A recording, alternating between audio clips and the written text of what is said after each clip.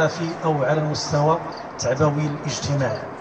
فهذه الإمكانية التي تعيد ماكينة الزمن، حيث ترسخ لدينا انطباعا بمدى أهمية أن نتلاقى ونلتقي في مثل هذه الأويقات الجميلة، محملين بذلك أنفسنا ميثاق إعادة تصحيح النظر في الكثير من النوازل الحياتية التي تؤخر صفة هذه الحميمية وأيضا تعلقها وتجعلها دائما في الهامش وفي الأوقات الثالثية.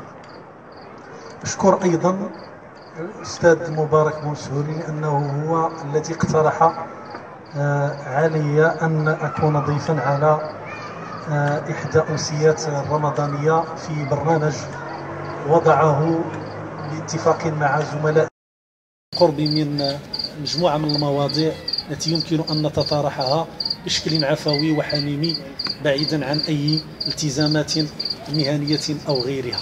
فأشكره بالغ الشكر. وقبل ذلك بقليل اتصل بي ويعني اعتذر شخصيا عن عدم حضوره لالتزامه العائلي بفرنسا. الموضوع الذي اقترح علي وهو إعلام القرب، وهذا الموضوع كما تعلمون ليس جديدا، هو قديم بقدم الإعلام، إنه التأسيس على المفهومية في إعلام القرب يجرنا إلى الكثير من الحيثيات، ربما أهمها المحطات التاريخية التي قطعتها وسائل الإعلام. وأنا أعتبر أنه جميع وسائل الإعلام بدون استثناء، سواء لو كنا متخصصين كتابة أو سمعا أو بصرا، فكلها وسائل الإعلام الأهداف ديالها لا تتقاطع بقدر ما تتواصل وأيضا تتكامل. إعلام القرب هو إعلام جدير بالإحاطته بكثير من التوثيقات على مستوى كيفية عقد هذا القرب مع من ولماذا وبأي إمكانيات، وما يعني ما هي الوسائل، ثم أيضا ما هي ميكانيزمات المعمول بها في إطار وضع استراتيجية لهذا القرب.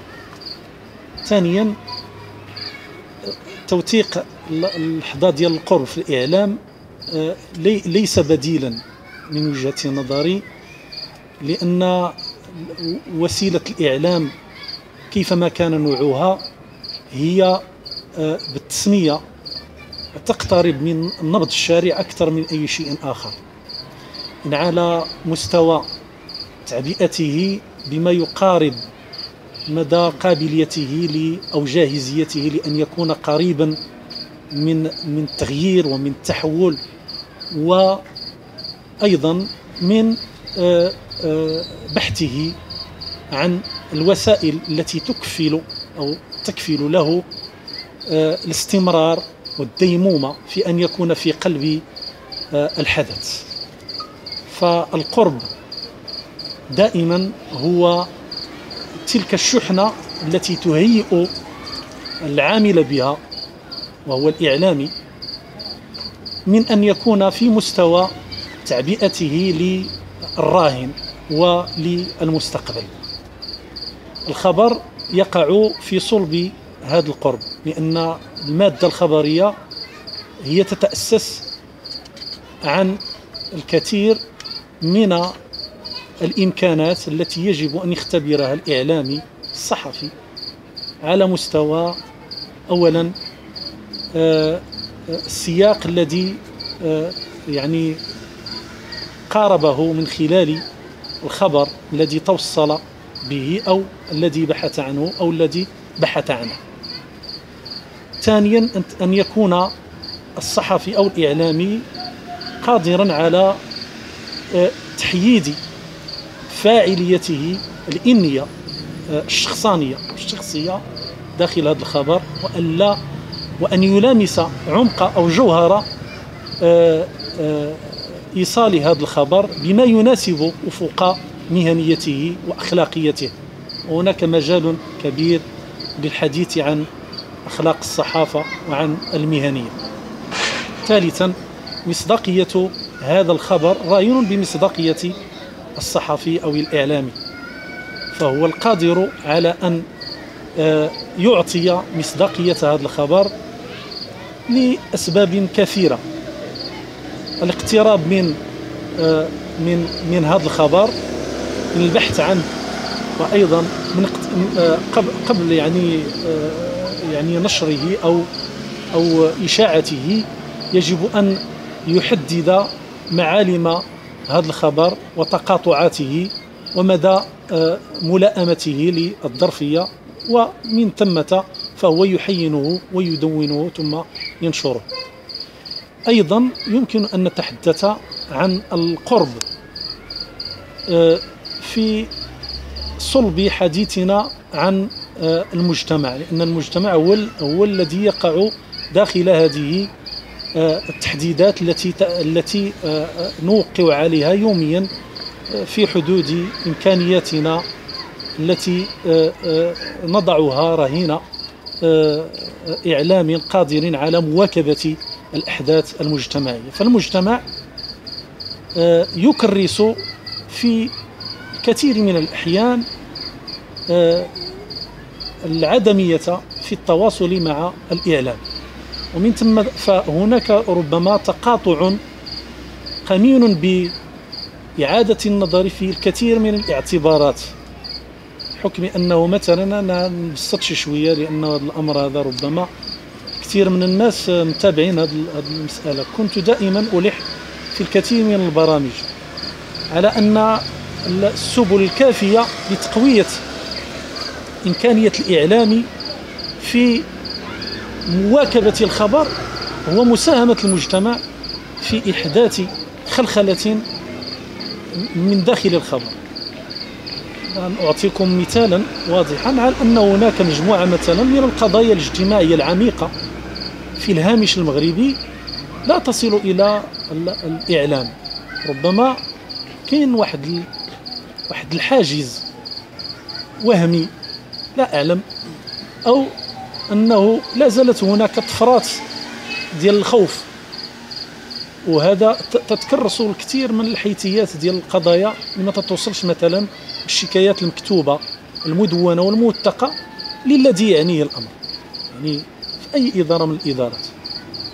فالخبر في هذه الحالة يصير غير معبئ بالدرجة التي يمكن أن يتفاعل معها الإعلامي من أجل أن يقوم بواجبه. مثلا تجي قضايا الإذاعة أو الصحافة المكتوبة أو الإعلام البصري، وقضايا اجتماعية مثلا نعطيو مثال ديال احتلال الملك العموم مثلا. هذه القضية هذه تقع في صلب اهتمام شريحة مهمة من المواطنين، ومع ذلك فتعبئة من أجلها لا يخص الإعلامي. الإعلام ديال القرب يقوم بهذه الوظيفة، أنه يبحث عن مصدر الخبر وتلقى المصدر ديال الخبر وتيقول من مصدر موثوق. ولكن في الكثير من الأحيان من اللازم أنه نوقع في صلب اهتمامنا بالإعلام، في الإعلام الذي يناضل، ولكن مع الذين يهيئونه ولا جزء من المجتمع مهم جدا بأن يقوم بهذه الوظيفة.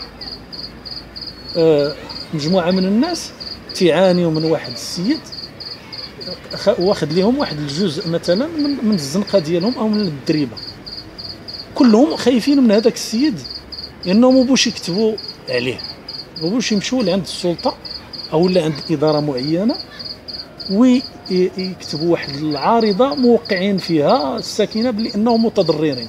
كاين حالات فيها، ولكن حالات كثيرة عندنا هذا الإشكال هذا.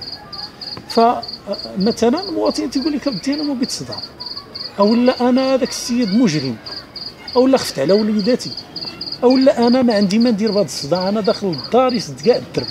وهذه القضيه وقعت في كثير من المناطق، إن على المستوى الشعبي او على المستوى التجاري. المستوى التجاري هذا حدث ولا حرج، تتلقى مثلا واحد خارج بواحد المسافه كبيره واخرين تجار حداه ما خرجوش بديك المسافه، فهو يا اما عنده امور اخرى اللي يمكن ليه مثلا يدير بها يدبر بها هذا الامر بالفساد بشراء الضمائر الى اخره، ولكن الاخرين ما قاموش بالواجب. الواجب هو انه يكتبوا مثلا عارضه يحتجوا فيها او لا يقدموا شكايات مكتوبه ويديوها لمن يهم الامر المكاتب الضبط وياخذوا عليها واحد الوثيقه او لا ما يلزم يعني كاتب الضبط على انه يدونها في المحاضر ويعطي الترقيم. انا عطيت غير هذا المثال لكي اخلص، انا غير باش نلخص، لكي اخلص بان الاعلامي لم يقوم بوظيفه القائم باعمال الاعلام اللي هو اعلام القرب. بحال هاد الامثله الا ما كانتش الالتزامات المجتمعيه وحده من التدابير اللي تتقوي الجانب ديال الاعلامي باش يقوم بهذه الوظيفه. فاعلام القرب مجتمعي، اعلام القرب ليس اعلاما منحازا الى اليات خطابيه لمؤسسات لها خطوط تحرير او خط تحرير لا يعني المجتمع. هذه المؤسسات الإعلامية رهينة بتكريس حضورها الإعلامي إعلام القرب على مستوى الخدمة الإعلامية التي تدبر هذا المرفق من أجل مساعدة المجتمع في الكثير من القضايا يعني ليكون هذا الخطاب خطاب القرب هو خطاب شمولي وليس مرتبطا بمؤسسة بعينها. ولهذا في الخطاب في اعلام القرب في الخطاب ديالو هو خطاب واحدي، يعني لا يتفرق. لا يمكن ان نعتبر ان كل مؤسسه لها خطاب قرب او خطاب اعلامي قرب بشكل خاص او بفرضه خاصه او بمفهوم خاص. هناك مفاهيم واحده في الاعلام يعني ننطلق منها نحن كإعلاميين انطلاقا من مجموعة من المؤسسات المهنية والأخلاقية وأيضا النظامية، لأن هناك أيضا التزامات نظامية أخرى للإعلام التي يجب أن يلتزم بها الصحفي كي يوصل الخبر بالشكل الذي يكون يعني قادرا على استيعاب اللحظات الحاسمة في المجتمع. هذا فيما يتعلق بمفهوم ديال إعلام القرب بشكل مختصر، وإلا لا كانت هناك الكثير من الأشياء التي يجب أن نتحدث عنها. هناك خطاب مغلوط في مفهوم مغلوط في قضية إعلام القرب. الكثير من الكتابات الصحفية تحدثت مؤخرا خصوصا بعد تحرير السمعي البصري، تحرير السمعي بين قوسين، عن إعلام القرب والصقته بالإعلام السمعي فقط، مع العلم أن إعلام القرب كما قلت لا يمكن أن يلتزم بوسيلة إعلامية دون الإشارة إلى وسائل الإعلام الأخرى. فوسائل الإعلام الأخرى هي وسائل قرب اجتماعية وسياسية وبيئية وثقافية إلى غير ذلك، وهي تقع في صلب اهتمامات المجتمع، ولهذا سميت بإعلام القرب. القضية الأخرى التي تلامس هذا المفهوم وربما هي اللي عبأت الاختصاصيين في مجال الإعلام والاتصال على أن وسائل القرب خصوصا منها السمعية والبصرية سميت بهذا المفهوم لأنها فتحت لأول مرة في تاريخ الإعلام السمعي والبصري حرية الإيصال الخطاب المجتمعي إلى من يهمه الأمر بشكل مباشر ودون أي خلفيات ودون أي حواجز ودون أي مرجعية من المرجعيات التي كنا نعلم على أنها كانت تساهم في تثبيت عزيمة الإعلام من أجل أن يلعب دوره السامي في إيصال المعلومة وفي إيصال الخبر. حقيقة هذه القضية لها ما لها وعليها ما عليها. قد يمكن تأسيسها على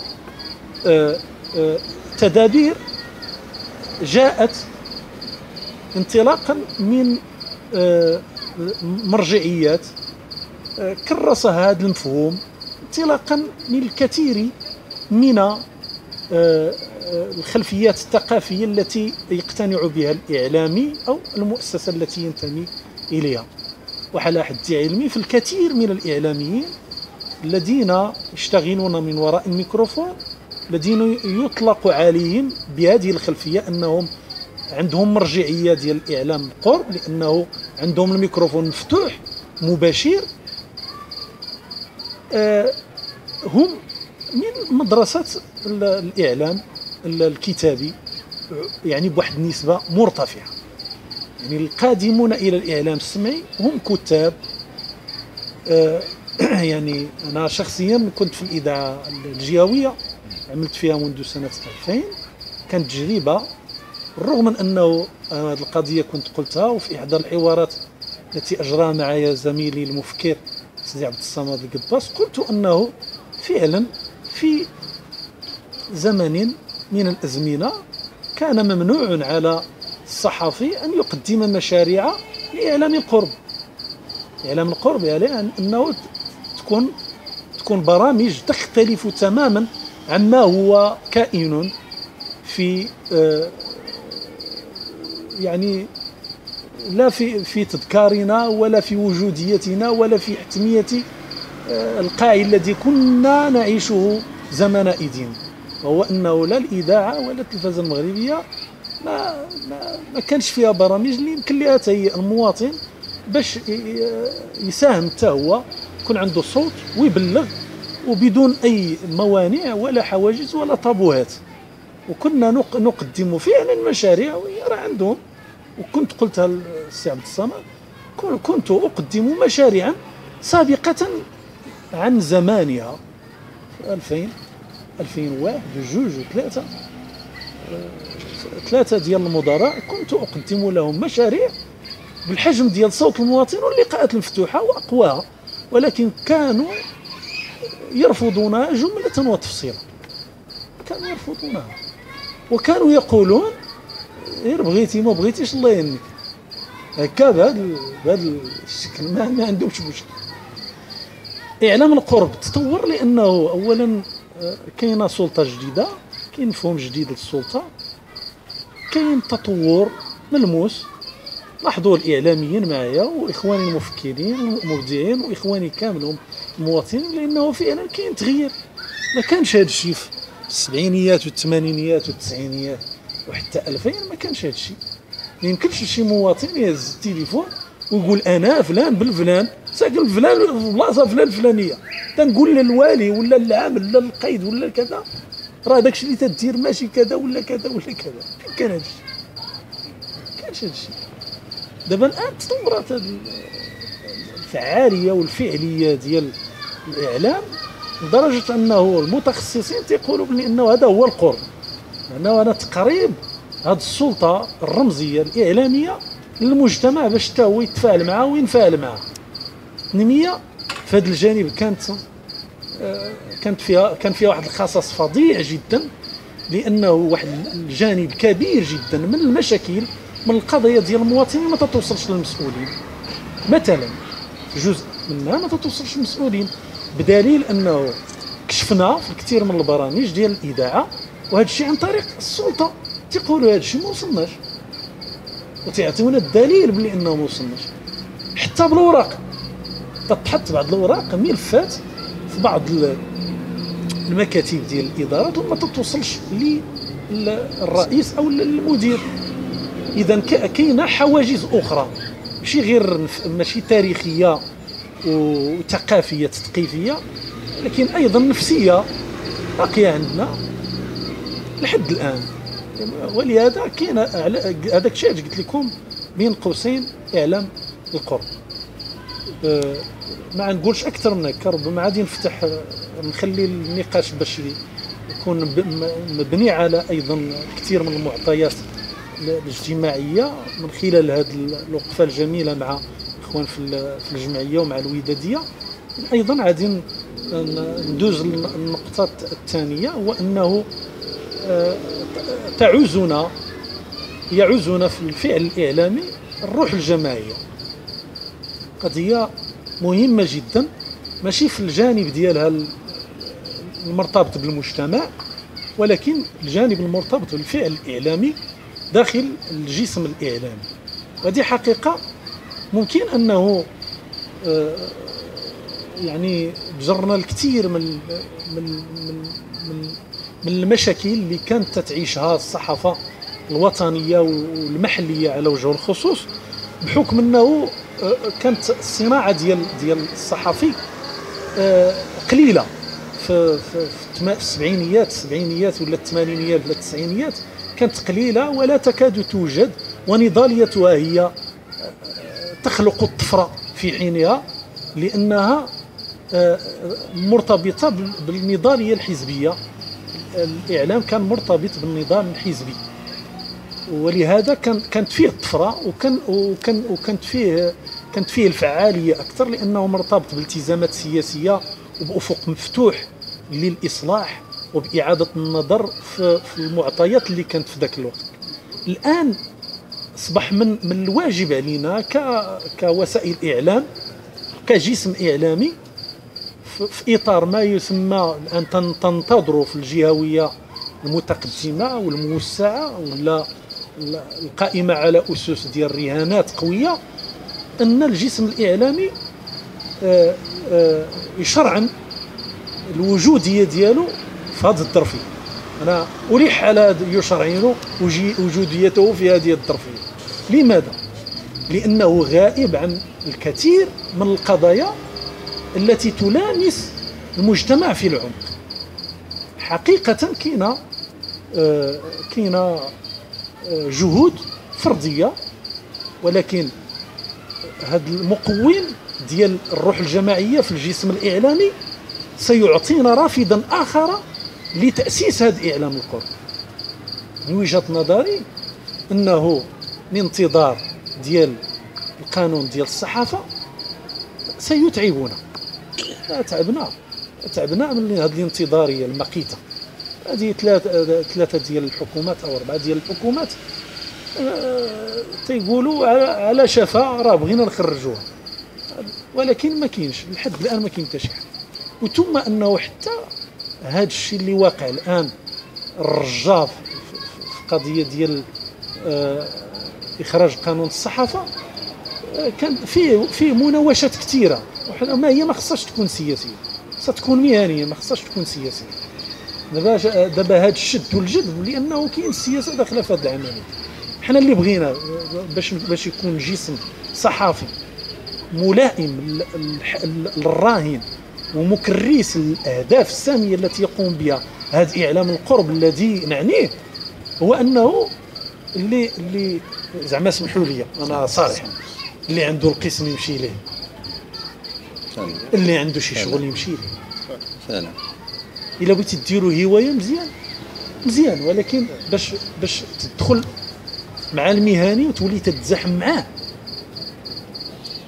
انا يسالونني يعني المسؤولين تيقولوا علاش الاعلاميين المهنيين ما تيحضروش، تنقول لهم راه الامر بسيط، راه لا يحتاج الى تاويل، ما بلا ما تجتهدوا.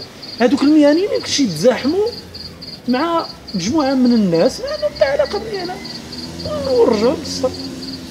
راه ما تيشوفوهمش، ما كاينينش كاع المهنيين ما تيحضروش في الكثير من المناسبات اللي هي مهمه وتتهم المجتمع وتتهم التنميه ديال البلاد. فهذا المعطى مهم جدا، وما عرفش فين بغى يوصل. وانا تنفتح هذه النافذه لانه معايا زملاء وبقيمه اعتباريه كبيره. تيحضر معايا اعلامي كبير اللي هو السي عبد الصمد القباص، عنده نفس الهم، وكنا عملنا شي ندوه كان ادلى بدلوه في هذا الموضوع، وكان متحمسا لانه يجب ان نضع النقط ونعود إلى السطر، يعني بركة صافي. هاد النقطة هذه تتهمنا وتتهمني أنا كإعلامي. هذاك الشيء علاش جبدتها في هذا الموضوع ديال القرب، لأن القرب ما يمكنش يتحقق والجسم الإعلامي ما كاينش، غير موحد أو لا غير منسجم أو لا يحضر أو غير حاضر. فهذا موضوع لأن يلزمنا التعبئة من أجل صون هذا الهدف وإعادة النظر فيه وترقي جميع الأبواب من أجل أن نضع له حدا، يعني كفى. 2015 باقي ما لقينا حتى شي حاجة. عدا ذلك فتجربتي المتواضعة من بعد التحرير السمعي كانت يعني ما تشوفوهاش كلها بشكل وردي، يعني ربما غادي تسمعوا غير البرنامج، لأن ربما ما عرفتوش الكواليس، يعني قبل ما يدخل البرنامج ومن بعد ما يجي البرنامج. بطبيعة الحال كاينه بزاف ديال الاشياء كثيره بزاف كثيره. الا بغيتوني نصارحكم، ما يمكنش للصحفي يكون يعمل بالجهد ديال الفريق. خص الصحفي الا بغيت تكونوا مهنيين خصو تعطاه فريق من الحجم ديال البرنامج الاسبوعي. والحال ان في الاعلام الان اللي تيقولوا ليه اعلام القرب، الصحفي تياخذ 10 ديال البرامج او لا 8 ديال البرامج، لكن اسمحوا لي هذا غادي ينهكوا 8 البرامج ولا 10 وما عندوش فريق. وكل برنامج خصو يكون كل برنامج خصو فيه فريق. مثلا انا نعطيكم غير مثال، صوت المواطن هذيك ساعه ونص اللي تدوز 3 مرات في الاسبوع، راه تيجيها المئات من المكالمات الهاتفيه. خصص هاتف من غير الهواتف، 2 الهواتف الثابته، خصص هاتف اخر محمول. انا شخصيا تنخلص واحد المتعاون باش يسجل لي جميع المعطيات وجميع المكالمات وكل الامور التي تخص يعني ما توصل به هذا المتعاون. من بعد خصك مثلا تلتقي بهذوك الناس اللي توصلتي بالملفات ديالهم، تستمع لهم، خصك تتصل بالجهات الرسميه الاطراف الاخرى. وبعض المرات تكون اداريه كثيره، مجموعه من المتدخلين، كاين اللي تيجاوب كاين اللي ما تيجاوبش، كاين الذي لا يعني ذلك في شيء، توصل ولا ما توصلش. اذا هذا اشكال ديال انه ملي خصنا ملي تنتكلموا على المهنيه وتنتكلموا على مؤسسه اعلاميه، ستكون قائمه على اصول ورهانات كبرى وعلى هيكله جديره بالاستحقاق الراهنيه ديال الاعلام. الاعلامي ما يمكنليش يعمل في واحد الجو مغبون اللي فيه مجموعه من الاشياء اللي ما يمكنش نهائيا تخلف الا نوع من التضعضع في الواجب ديالو المهني. صحيح انه نقاوم من اجل صراحه من اجل ذواتنا، من اجل ان لا تفوتنا فرصه، من اجل ان نساهم في تطوير هذا الاعلام وفي ايضا صيانته وفي الوقوف بجانب المجتمع، وايضا من اجل تنميه كل هذه المدركات. فالكلمه اللي بغيت نختم بها هو انه الاعلامي يعيش في كل محطات ديالو، ماشي غير انا، الاعلامي بصفه عامه، الاعلامي يعيش ازمات، ماشي غير ازمه، يعيش ازمات جمه، وهو يقاوم من اجل تلك السلطه الرمزيه التي يقيد بها من طرف المجتمع، من المجتمع يتابعه عن كثب، يقرأ يستمع إليه، يتابعه، وأيضا يتمنى منه أن يكون هو طبيبه وهو مهندسه وهو سلطته وهو ضميره حتى. يعني الإعلامي هذا هو اللي تيخوف على أنه ينزاح من المهمة ديالو وما يفكرش في الجانب الجمالي والجانب الاجتماعي، الجانب الجمالي الاجتماعي اللي تيدفعنا على أنه نبقاو مخلصين لهذا الراهنية، بالرغم من كل هذه العتمات اللي تنعيشوا فيها، كل من هذه الفوارق الخطيرة في كل الدقائق اللي تنعيشوها يوميا مع المواطنين. فبكم نقوى ونتقوى، ومن أجلكم نحن يعني موجودون ومراهنون عليكم من أجل أن تبقى أصواتنا من أجلكم خالصة. وشكرا لكم.